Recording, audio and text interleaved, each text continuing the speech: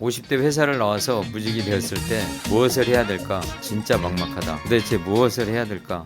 회사를 나가면 뭘 해야 될까요? 일단 50대 퇴직하면 사업을 하면 안 됩니다. 지금 사업하고 계신 거 아니에요? 네, 저는 하고 있죠. 근데 처음부터 하면 안 돼요. 저는 바로 사업을 하는 것보다는 재취업을 해라. 재취업을 한 다음에 일단 자기가 평생 할 일을 찾아야 돼요. 평생 할 일이 뭐가 있을까요? 공무원? 시험 봐야 되잖아요. 합격해야 되잖아요. 합격할 수 있겠어요? 나이 먹고 50대 돼가지고 힘들죠. 그러니까 일단은 재취업을 하되 먹고 살기 위한 것도 중요하지만 자기가 평생 할 만한 걸 찾아야 돼요. 그리고 가장 좋은 건 기업에 있을 때 자기가 쌓아온 노하우가 있을 거 아니에요. 종사했던 분야랑 연결되면 제일 좋아요. 자, 그래서 만약 그게 안 된다 그러면 이제 내가 평생 뭘 하지? 이걸 고민하고, 그래서 주변에 상담을 많이 받아봐야 돼요. 처음에는 제가 전문적으로 일을 했죠. 왜냐하면 인사에서 배운 게 있으니까 그걸 바탕으로 처음에는 강의 활동을 거의 1년, 2년 동안 열심히 했어요. 회사를 다니면서요?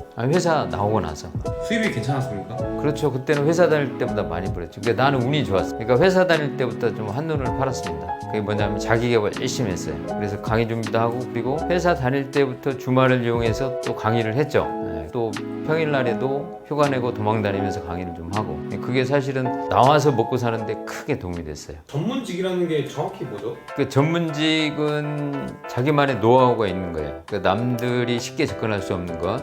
예를 들면 강사, 그리고 또 뭐 예를 들면 제 친구도 그런 애가 있는데 전기 기사 취득해가지고 전기 쪽 사업을 하는 거죠. 이건 아무나 못 하잖아요. 이런 식으로 자기만의 특화된 어떤 노하우를 키운다. 그럼 이게 이제 전문직이라고 할 수 있겠죠. 전문성을 키웠으면 관련해서 아이템이 보일 수가 있어요. 물론 이제 무조건 사업으로 연결되지는 않겠지만 그래도 아이템이 보이잖아요. 그러면 이쪽은 성공할 확률이 높아요. 최소한 망하지 않을 가능성이 높아요.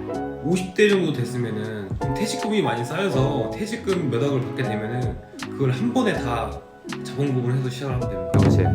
누가 퇴직금을 몇 억을 받습니까? 그래요? 아, 네? 아직 몰라요. 뭐 20년, 30년 했다고 퇴직금 몇 억 받을 것 같아요? 그리고 대부분 중간정산 해가지고 땡겨 쓰는 경우가 많겠죠. 금융회사에 있으면 몇 억 받고 나올 가능성이 많죠. 그렇게 해가지고 시작해서 사업을 했잖아요. 그러면 망할 확률이 굉장히 높은 거죠. 급하게 하면. 그러니까 주변에도 보면 급하게 해가지고 망한 케이스 정말 많아요. 식당 하다 망해, PC방 하다 망해, 이런 경우 되게 많아요. 그러니까 자기가 바로 사업을 시작하지 말고 노하우가 있는 쪽으로 사업 아이템을 찾아가지고 좀 전문적인 분야에 하면 그래도 일단은 자본이 많이 안 들고, 그리고 실패할 확률이 줄어드는 거예요. 그러니까 리스크를 줄이는 거죠. 그러면 역으로 얘기하면 그래야 그나마 성공할 확률이 좀 높다는 거죠. 근데 여기서 성공이라는 의미가 돈을 뭐 1년에 몇 억씩 많이 버는 게 아니고 그나마 자기가 직장 생활했던 수준이나 아니면 뭐 7, 80%나 아니면 그 이상이 되면 나는 성공이라고 보는 거예요. 나는 이제 친구가 굉장히 많은 편이에요. 그러면 친구를 한 4, 50명 표본을 놓고 보면 10%는 자기 사업을 해요. 뭐 건축을 한다든지 아까 얘기했듯이 전기 기사 따가지고 지가 사업체 차려가지고 입찰 들어가고, 이게 한 10% 정도 되고, 시골에서 농사 짓는 친구들이 있어요. 뭐 이런 친구들이 한 10% 되고, 그러면 그 다음에 나머지 80%는 뭐 하냐면 아르바이트, 일용직으로 뛰기도 하고, 누가 좋아져 하면 가서 조금씩 일하기도 하고, 뭐 이런 형태. 왜냐하면 거의 50대이기 때문에 직장생활 하던 친구들도 거의 다 나왔고, 나와서 이제 특별히 할 게 없기 때문에 이제 아르바이트 하는 거죠. 그게 한 80% 돼요. 일단 나오고 나서 너무 좌절할 필요는 없을 것 같아요. 어려워도 불안해하지 말고. 왜냐하면 어쨌든 우리나라 사회는 열심히만 뛰면, 제 주변에는 그런 사람도 있어요. 후배 중에 하나는 자기 일 하면서 수입이 많지 않으니까 뭐 하는지 알아요? 대리운전. 그러니까 이렇게 하면 어쨌든 방법이 있다는 거죠. 방법이 있기 때문에 너무 좌절하지 말라. 그리고 주변 사람들을 많이 만나요.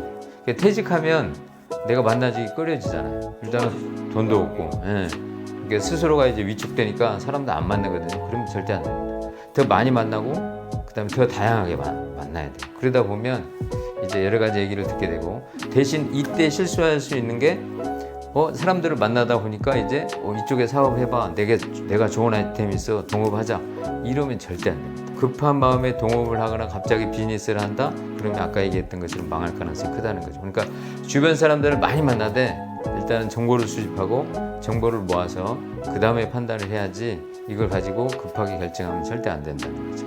이게 말은 쉬운데 실제 직장 생활을 하다 보면 내가 미래를 준비하는 경우가 정말 쉽지 않겠죠. 업무를 해야 되잖아.